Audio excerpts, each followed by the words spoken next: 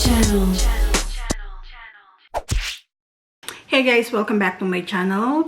In today's video, gagawa po tayo ng advent candle. So, yearly ginagawa namin yan. Pero, as a tradition, ginagawa ng mga Croatian dito yan. So, parang every first Sunday hanggang sa mag-New Year, tama ba? Sinisindihan yung 4 na candles. So, anyway, meron na akong nagawa nung last year. So, first time kong gumawa last year, papakita ko sa inyo yung itsura ng mga nagawa kong DIY na advent candles.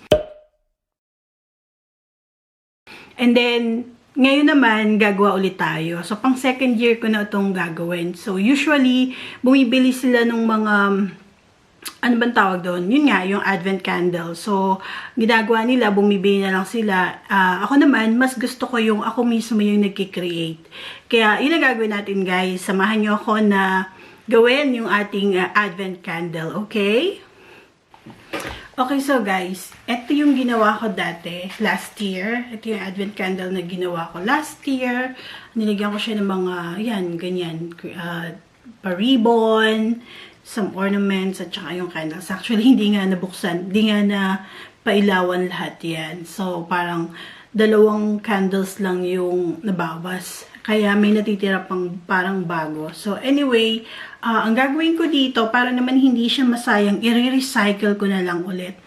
And, tatanggalin na lang natin yung mga ibang decorations na pwede pang magamit, 'di ba? Pero, as you can see, maganda pa naman yung itsura niya. Actually, pwede pa nga itong gamitin. But, I decided to make a new one na rin. Para, at least hindi palaging magkakapareho every year. So, ayun, samahan nyo ako and ipapakita ko sa inyo yung mga gagamitin natin. Kaya, let's go! Umpisahan na natin! Okay, so, yun guys, papakita ko lang sa inyo yung, kung naalala nyo dun sa, kung pinanood nyo yung hauling vlog ko, na ipakita ko tong 2 lalagyan ng candles. Ewan ko kung anong tawag dito, basta ito yung nabili ko, 2 to, para tigisa kami nung mother nito. And, syempre, kandila, hindi mawawala yung kandila natin. And, kailangan din natin ng mga, of course, glue gun. Meron din tayong glue gun. Ayan. Dumikit siya kasi nagamit ko to last time. And mainit pa. Ayan. So, yun. Ouch. Yeah, glue gun. And gamit din tayo syempre dito ng glue.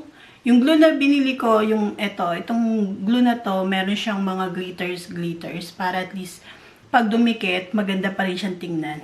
So, yan. 2 itong binili ko. Mga ribbon. Ito pwedeng, depende kung saan ko pag gagamitin. Pero kailangan din natin to syempre. And, marami pang iba. Anyway, hindi ko naman kailangang isa-isahin na. Basta, papakita ko na lang sa inyo kung paano natin siya gagawin. Okay? And, itong nakita nyo to, kailangan lagyan lang yan ng ribbon. So, meron ako ditong ribbon. This is silver and gold. Ayan. Dahil yung candles natin is silver and gold din yung itsura. So, ayan. Let's start.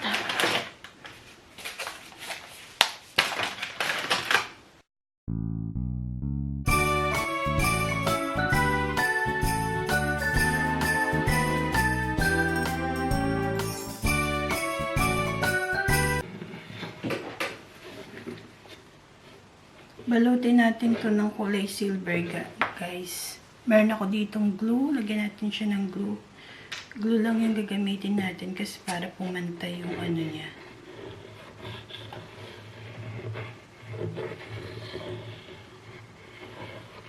Kasi kapag glue gun, pangit, magbabako-bako. So, pag glue, sakto lang. Pwede rin naman, guys, kung meron kayong kahit anong pandikit. Basta. Wag lang tape. As long as dumidikit pala siya. Diba? Okay. Parang hindi matalas yung gunting ko.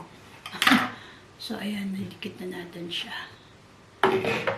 Ito, guys, So, tingnan natin kung paano natin siya magagamit.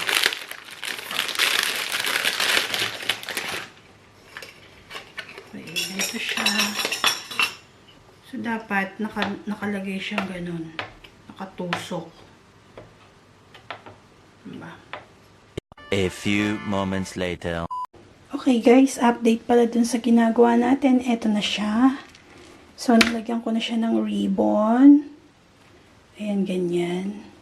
Yung paligid. And as you can see, sa loob meron na rin. So, itong mga balls na to, tinatry ko pa lang siya mailagay. Pero hindi na ako maglalagay ng mga pandikit dun. And of course, yung para sa candles, naidikit ko na rin siya.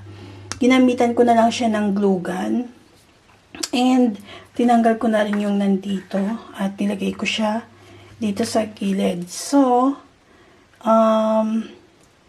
ang kailangan na lang natin is lagyan ng mga design ornaments para makompleto natin siya.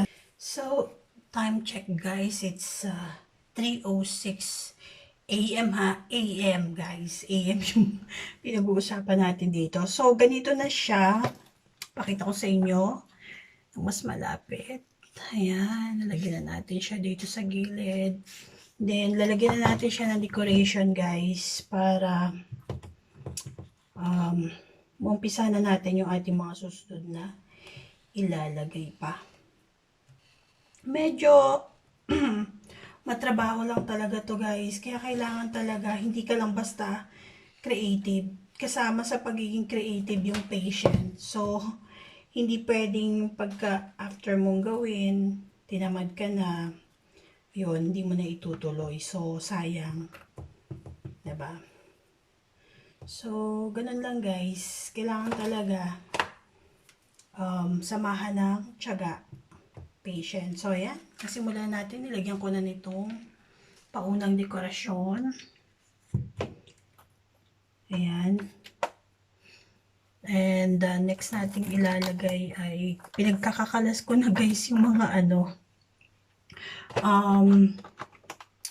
ito naman pala, ito ilalagay natin dahil silver yung ating unang ginagawa. Kailangan natin lagyan ng mga pang silver na decoration. Ayan. Para naman magandang tingnan, diba?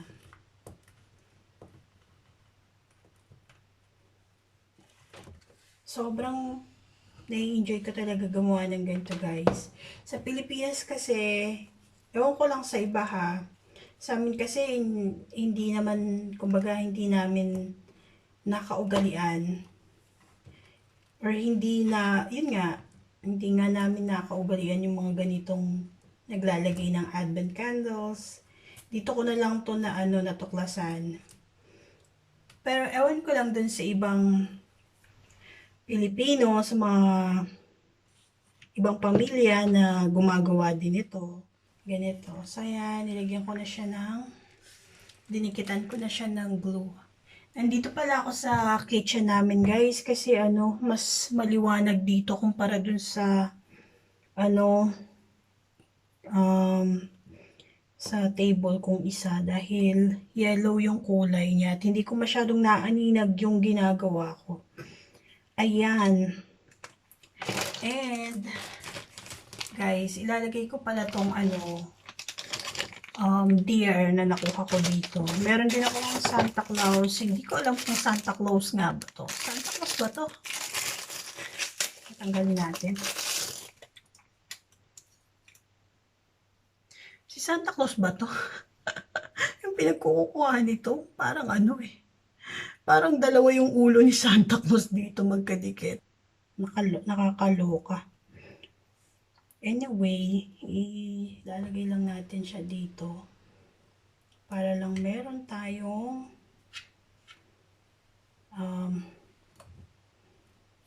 para lang merong design, diba? Okay, so just to give you a quick update guys, ito na siya. Ito na yung kalahati ng ginagawa natin. So, ayan. Diba? Meron na siyang ganito. Ayan. And itutuloy pa rin natin to guys kasi meron pa rin mga kulang sa loob. So, kailangan lang nating punuan ng iba pang abubot yung nasa loob. Pero so far, satisfied naman na ako. Papakita ko na lang sa inyo yung finished product mamaya. Kaya babalikan ko na lang ulit kayo. Okay? Guys, eto na siya. Diyan. Natapos na natin yung una nating advent candle. Ayan. The next day.